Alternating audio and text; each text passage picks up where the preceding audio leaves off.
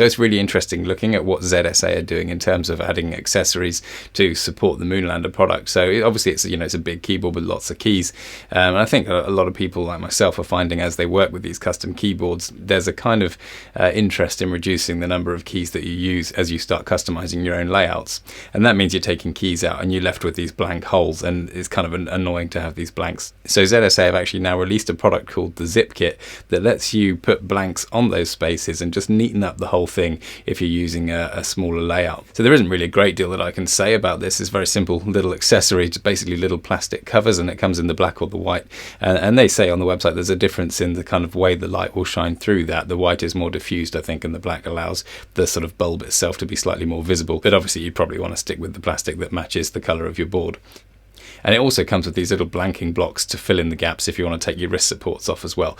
So those, you won't need those if you've already got the tripod kit, because they come in that as well. So kind of amusingly, if I put my 16 key layout on the Moonlander, there's not actually enough blanking plates to fill all of the holes. So I'd have to order 2 zip kits to get enough blanking plates if I was to use this.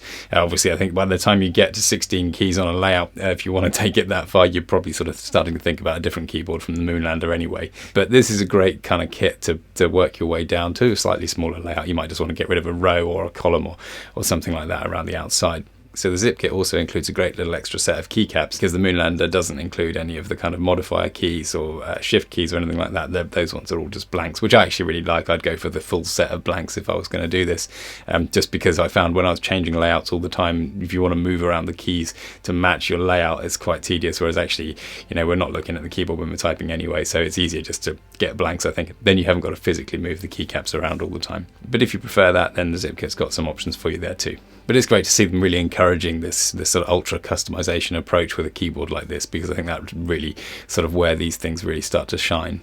So I think the most interesting thing here is kind of just the signal that this tells you about the Moonlander as a keyboard. They really are happy for you to customize this, and they're really encouraging it, and they're supporting it with basically, there's not many companies that would offer this kind of a niche accessory for a product, and it's great to see them doing that here.